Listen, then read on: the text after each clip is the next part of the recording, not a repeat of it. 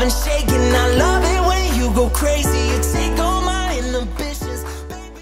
Bonjour à tous, j'espère que vous allez bien. Alors après avoir abordé 5 dupes, je vais passer à une autre catégorie de vidéos qui vous plaît beaucoup. Je vais vous parler de 5 déceptions du moment.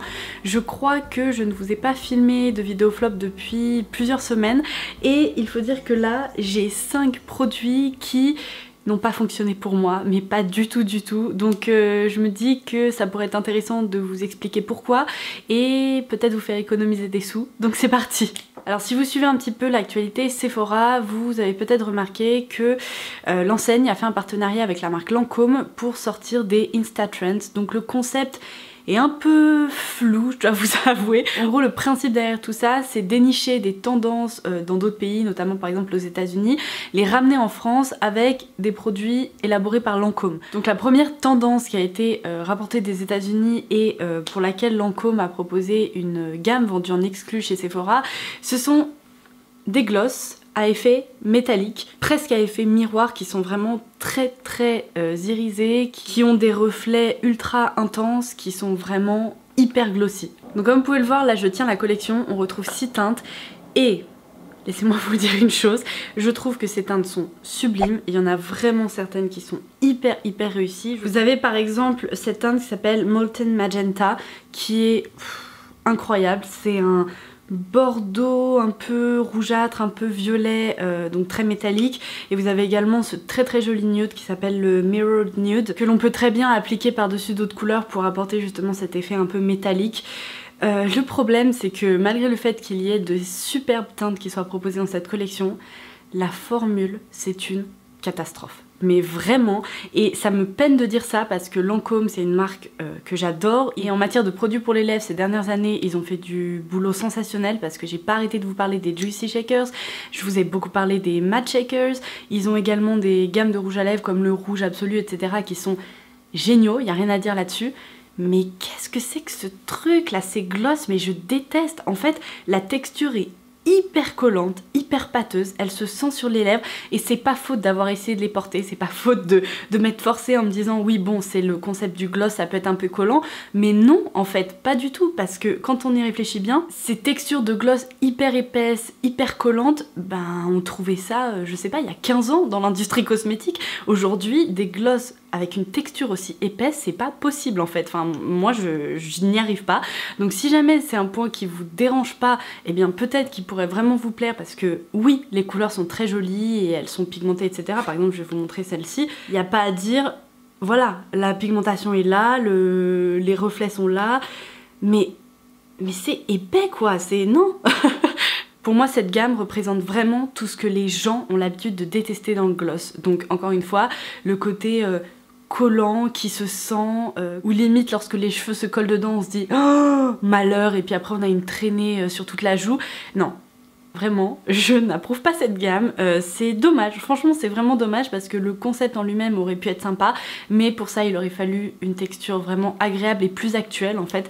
Donc c'est pour ça que je classe ces glosses dans la catégorie des flops, parce qu'en plus je fais partie de ces filles qui aiment le gloss de façon générale, mais qui aiment le gloss actuel quoi, c'est-à-dire avec des textures plus aqueuses, qui se font oublier, plus légères, qui sont un peu plus gélifiées, donc plus confortables. Bref, ça non, désolée mais non et renon. Mais je sais que c'est très personnel, surtout lorsqu'on parle de produits pour les lèvres. En matière de texture, je pense que tous les goûts sont dans la nature. Donc si jamais vous avez testé ces glosses et qu'ils vous plaisent, n'hésitez pas à le dire en commentaire ci-dessous. Mais voilà, vous connaissez mon avis. Je ne vous les conseille pas du tout, sauf si vous avez tendance à aimer les trucs épais, pâteux, collants. Je ne sais pas qui aime ça, mais sait-on jamais. Alors ensuite, vous avez dû remarquer que dans mes vidéos, je vous parle très régulièrement de la marque NYX, puisque c'est une marque à prix plus raisonnable et pourtant la qualité est vraiment au rendez-vous. Ils ont des références à la pelle. Je pense vraiment que tout le monde peut y trouver son bonheur en termes de texture, de couleur, de produits, enfin bref. En général, c'est une marque que j'adore, mais il m'arrive de temps en temps d'avoir des déceptions, et même de grosses déceptions, et ça a été le cas avec cette palette qui s'appelle Conceal, Correct et Contour. Donc en français, camoufler, corriger, accentuer. Dans tous les cas, peu importe où vous faites votre shopping pour NYX, en ligne ou bien en boutique, je pense qu'elle se reconnaît assez facilement. Donc lorsqu'on l'ouvre, on a 6 crèmes correctrices, dont une teinte de contouring et même peut-être celle-ci qui peut servir aussi à créer son dégradé de contouring. Voilà. En gros, lorsque je me suis servi de cette palette pour la première fois, et même les fois qui ont suivi, lorsque j'ai essayé et essayé et essayé encore, je suis restée complètement dubitative. La texture de ces crèmes correctrices est hyper sèche, mais vraiment. Alors elles sont pigmentées, mais je vais vous dire, pour réussir rien qu'à les attraper au pinceau, eh ben, c'est vraiment pas évident. Donc je me suis dit, bon, j'abandonne le pinceau, le Beauty Blender, on va y aller au doigt, et comme ça va chauffer un peu la matière, et puis ensuite je la travaillerai avec un outil une fois qu'elle aura été un peu réchauffée. Non, franchement, c'est pas possible. Vraiment, j'ai l'impression que cette palette contient de la craie, mais qui a un peu été chauffée. Donc ce qui fait que les textures sont vraiment pas veloutées. Elles marquent, mais vraiment à 3 km les zones de sécheresse. Elles s'étalent très difficilement sur la peau. Et pourtant, j'ai pas une peau à problème, j'ai pas de relief, d'imperfection qui pourrait les empêcher de se comporter correctement. Non, là je pense que c'est juste la texture de ces crèmes qui est vraiment pas réussie. Donc si vous avez la peau sèche, c'est à fuir, mais vraiment. Et même si vous avez la peau mixte à grasse, je suis persuadée que le rendu sera pas si joli que ça. Donc pareil, j'ai essayé de m'en servir plusieurs fois et au bout d'un moment j'ai juste abandonné parce que des correcteurs aussi secs, non mais à placer sous les yeux par exemple, c'est... horreur. Bon, si vous me suivez sur le blog, le fait que j'intègre cette palette à cette vidéo, ça ne sera absolument pas une surprise. Je vous ai déjà rédigé un article détaillé avec des swatchs, des photos, etc. pour vous expliquer mon ressenti, donc je vous laisserai le lien en barre d'infos ci-dessous. Mais il s'agit de la palette Sweet Glamour de Zoeva. Lorsque j'ai reçu cette palette, je dois vous avouer que j'étais hyper excitée à l'idée de m'en servir parce que ce sont des tonalités printanières qui donnent envie d'utiliser de jolies teintes pastel, de réaliser des maquillages un peu plus poétiques, etc. Oh, j'ai été tellement déçue par la qualité de ces fards et c'est la première fois que je suis déçue d'une palette Zoeva parce que je vais vous dire que j'en ai une sacrée tripotée. J'ai, je pense, quasiment toutes les références dans cette gamme là de palettes en carton. Les fards Zoeva habituellement leur texture est veloutée, ils sont pigmentés, ils se travaillent super bien et le rendu couleur sur la paupière, généralement je n'ai rien à redire. Là le problème c'est que lorsqu'on swatch les fards sur le dos de la main, on se dit bon, ils sont assez pastels, mais en même temps c'est le concept de la palette, ça va peut-être le faire. Lorsqu'on commence à les travailler sur la paupière, c'est même pas la peine. C'est-à-dire que on a l'impression d'appliquer un nuage de pigments vaguement présents et encore, et on a beau en réappliquer. Pour certaines couleurs, notamment ce petit vert anis pastel là, j'ai été obligée d'appliquer 5 fois de la couleur au doigt pour essayer d'avoir le maximum de concentration en matière de pigments, et encore, sur la paupière, on voyait à peine que j'avais appliqué un fard. Non mais catastrophe. Alors il y en a certains qui ressortent pas trop mal, comme celui-ci par exemple qui est un des mats les plus foncés, mais tous les autres ne servent strictement à rien. Donc ouais, j'ai été carrément déçue. Je vous invite à aller sur le blog voir le maquillage que j'ai réalisé avec cette palette et vous comprendrez à quel point l'intensité des pigments n'est absolument pas là. Donc lorsqu'on parle de pastel, c'est déjà compliqué parce que ce sont des fards clairs qui sont pas toujours évidents à travailler, mais si en plus il n'y a pas de pigmentation, ça devient juste une palette inutile. Donc si elle vous tentait, je suis désolée de vous annoncer qu'il vaut mieux passer son tour parce que vraiment là, je pense que le rapport qualité-prix n'est pas du tout au rendez-vous, et si vous aimez les teintes pastel, vous pourrez en trouver d'autres dans d'autres marques qui sont quand même mieux que ça. Alors ensuite, un produit pour les sourcils de chez Benefit. Habituellement, j'aime les produits pour les sourcils de chez Benefit. Je me suis pendant longtemps servi du crayon pour les sourcils. Je me suis également beaucoup servi du mascara pour les discipliner. Mais ce truc, mais qu'est-ce que c'est? C'est quoi le concept? Je ne comprends pas en fait. C'est le Bravo Conditioning Primer.